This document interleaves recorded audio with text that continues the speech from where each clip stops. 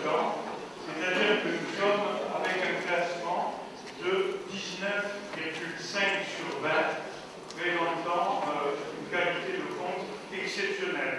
Donc quand on parle, par rapport à tout ce qu'on entend comme bêtises partout, les comptes que l'on présente, les débats qu'on va avoir, c'est sur une base simple, étant entendu que ces comptes-là, c'est le trésorier payeur général qui les fait.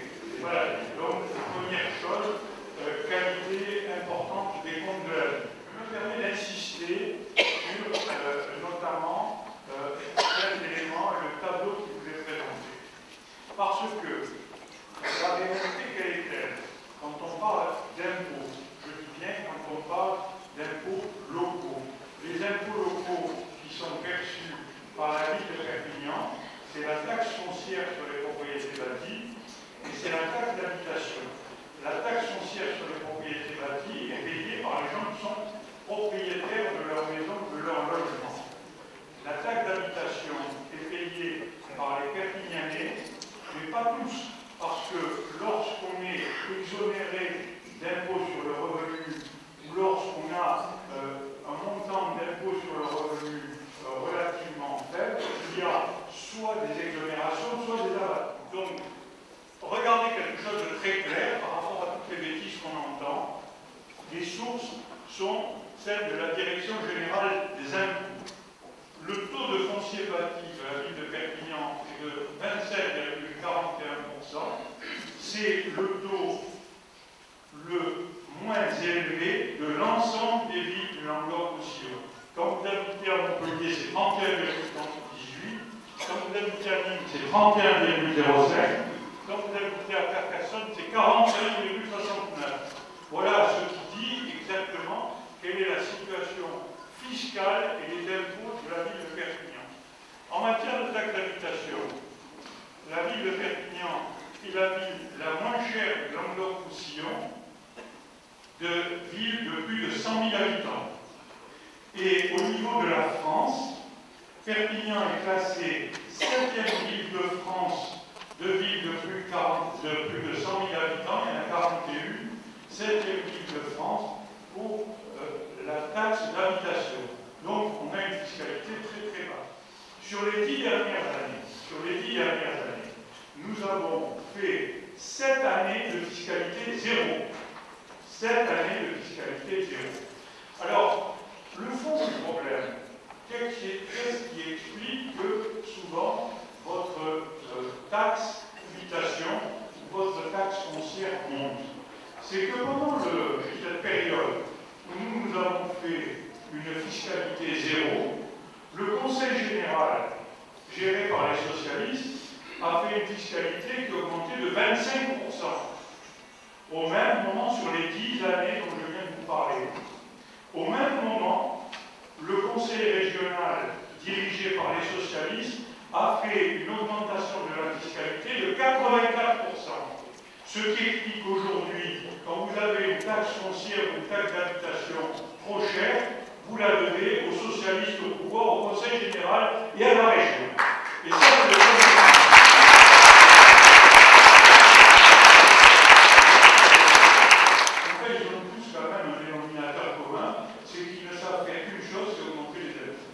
Et donc, au moment où on a besoin de baisser les impôts à la ville, au Conseil général, partout, pour permettre d'avoir un peu plus d'argent dans vos poches, parce que c'est dans vos poches qu'on va chercher cet argent-là, eh bien, eux, au moment où ils disent qu'on va baisser la dépense publique, baisser les impôts, ils les augmentent. À la ville de Perpignan, c'est une position très claire que nous avons prise pendant plusieurs années, et je prends l'engagement devant vous de ne pas augmenter les impôts pendant 6 ans, la durée du mandat à la ville de Perpignan, et de ne pas les augmenter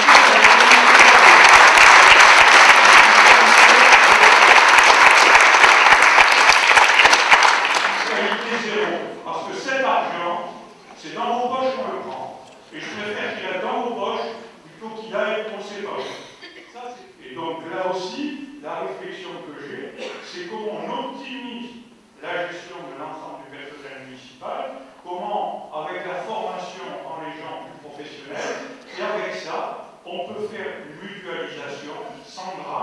et ça permet, comme je l'ai fait, alors le magazine d'expansion a titré le maire de Perpignan, le cost killer. Moi, le cost killer, le tueur de coups. Je ne suis pas le tueur de coups, je veux que mon pays avance. Sauf que si on ne réforme pas ce pays, il n'y aura plus besoin de cost killer, parce qu'il n'y aura plus de boulot pour personne. Parce qu'elle est là la réalité. On n'a pas 5 millions de chômeurs par hasard. Par hasard. C'est pas par hasard que l'Angleterre aujourd'hui est dans une progression extraordinaire, à une progression de son PIB de 1,9, alors que nous on est à 0. C'est pas par hasard qu'aujourd'hui, en Angleterre, il y a 30 millions d'emplois, comme ça n'a jamais été le cas depuis la nuit des temps, et que nous on perd des emplois tous les jours. C'est pas par hasard si on n'en peut plus aujourd'hui. J'étais hier à la Fédération du bâtiment, que les gens qui font du bâtiment ici ont des difficultés parce que les Espagnols viennent leur prendre le travail. C'est pas par hasard. Je vais vous dire pourquoi c'est comme ça. Je vais vous dire pourquoi on perd des emplois.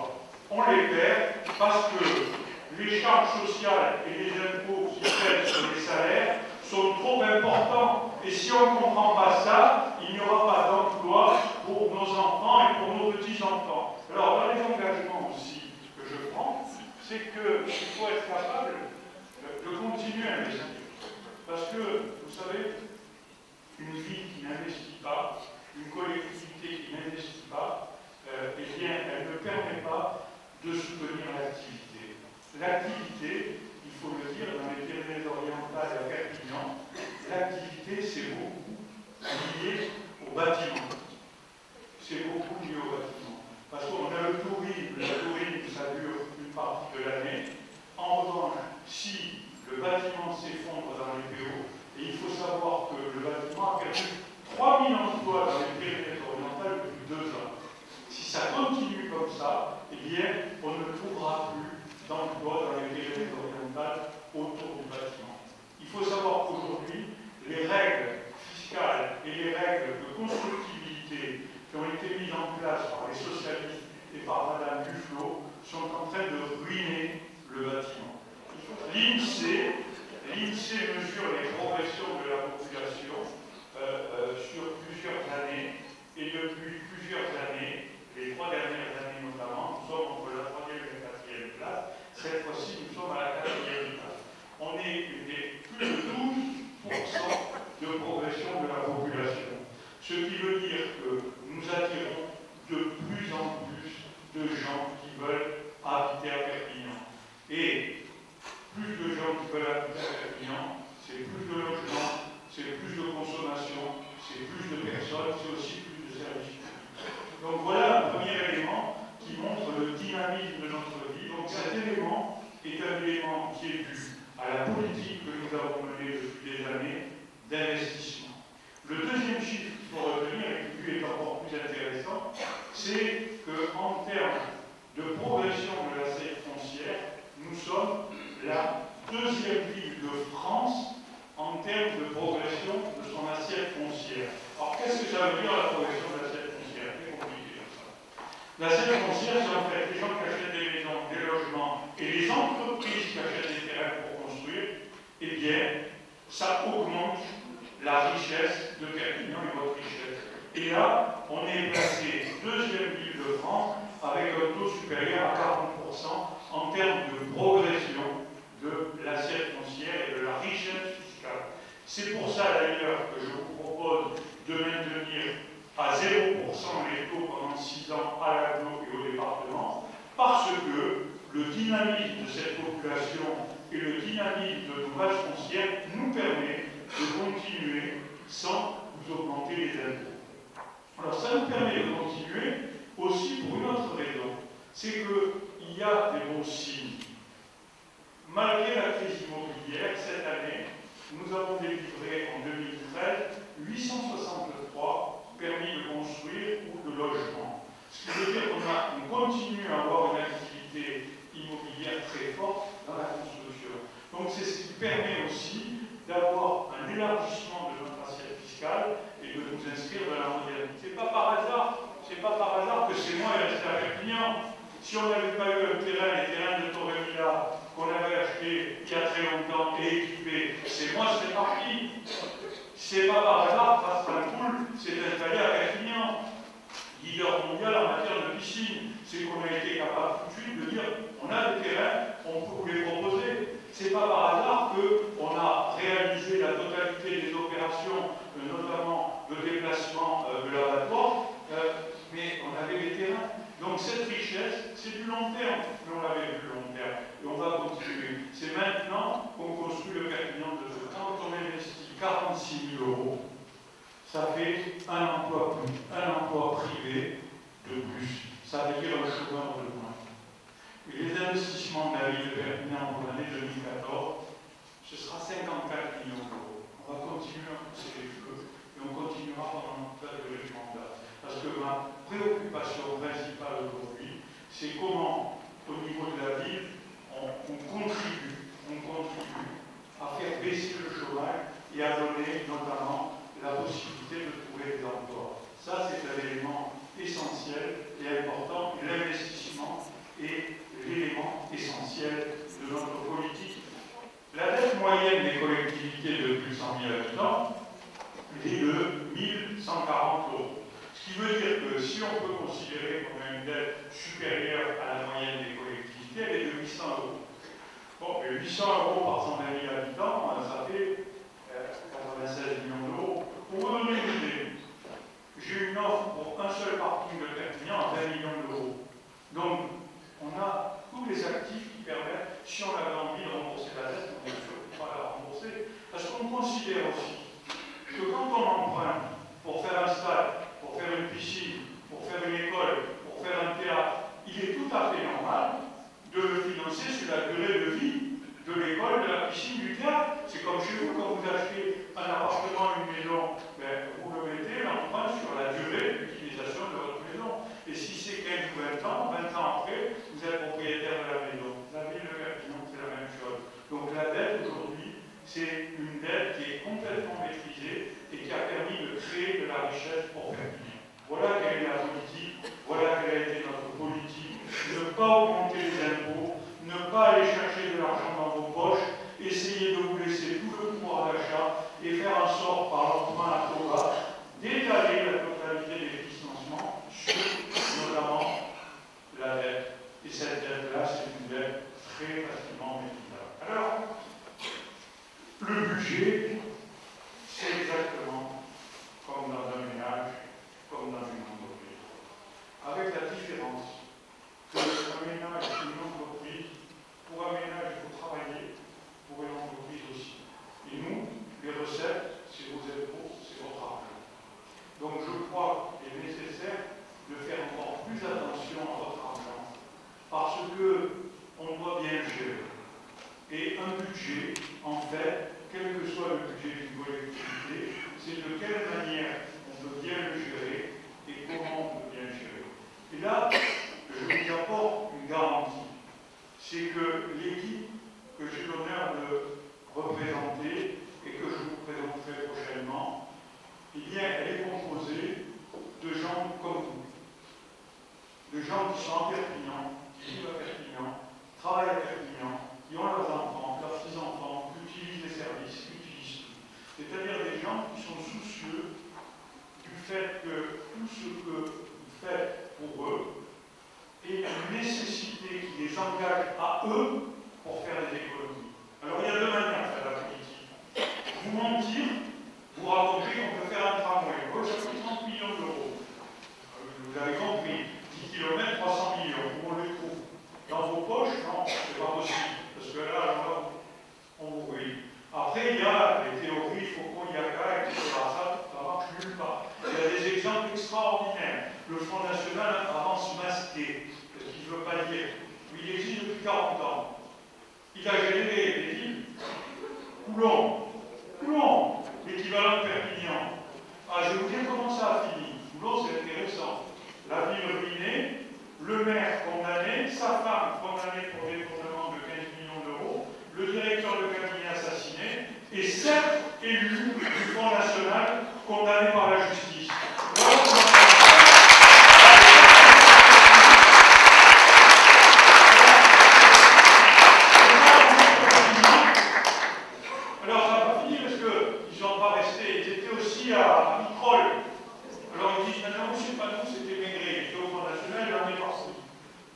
C'est quoi Vitrolles? La même chose. Les élus condamnés. À chaque fois qu'ils ont pris le pouvoir quelque part, ces gens-là, ils ont ruiné leur pays et ils ont ruiné surtout leurs habitants. Et on le voit d'ailleurs parce que il ne faut pas avoir la mémoire courte. Quelles sont les doctrines qui ont complètement ruiné leur pays? La leur. On vous parle, on va sortir de l'euro. Ça va être simple, hein. On va sortir de l'euro. Alors il faut vous donner des chiffres simples parce que personne ne comprend. Ce qui veut dire que nous qui sommes ici, si on sort de l'euro, c'est-à-dire que le litre d'essence qui est à 1,50, il devient immédiatement 20% plus cher. C'est vous qui devrez le payer. Mais comment? Le paquet de cigarettes, même quand on va en Espagne et qu'on ira l'acheter en Espagne, comme on viendra avec des francs, ça sera 20% plus cher. L'importation de tous les produits pétroliers dont on a besoin parce qu'on n'en a pas, ce sera 20% plus cher. Et on va faire quoi après? C'est la ruine de la France. Ils racontent des mensonges parce qu'ils ne peuvent prospérer que sur le mensonge. Et je compte sur vous pour le répéter partout. La sortie de l'euro et le retour au franc est la ruine définitive de la France. Parce que n'oublions pas que les 2000 milliards d'emprunts qu'on doit, ceux-là, il faudra les payer en francs, augmenter de 20%. Ce qui veut dire que, immédiatement, si on veut pouvoir payer, il faudra baisser les salaires de 24%, les retraites de 40%. Voilà ce que propose le Front National et les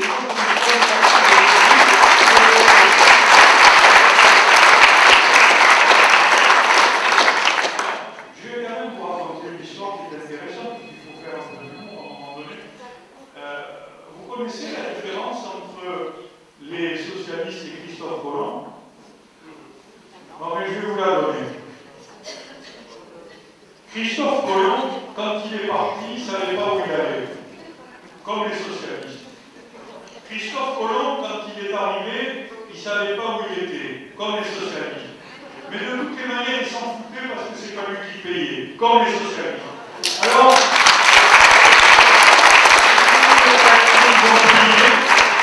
croyez-moi, il faut se retrousser les manches, il faut aller au combat, il faut aller partout, dans les rues, partout, expliquer ce que je viens de vous dire, expliquer que seule la vérité peut triompher de ces deux mensonges qui sont partagés, le mensonge des populistes, le mensonge de ceux qui ont trompé de toutes les manières l'ensemble des Français en le voit aujourd'hui, les manifestations, ça va de partout parce que tout le monde a été trompé. Ce que vous savez, c'est que les valeurs que je porte, les petits qui sont autour de moi, elle s'est fait un devoir qui était celui de vous dire la vérité. Je n'ai pas échappé à ce devoir parce que je considère qu'aujourd'hui, devant les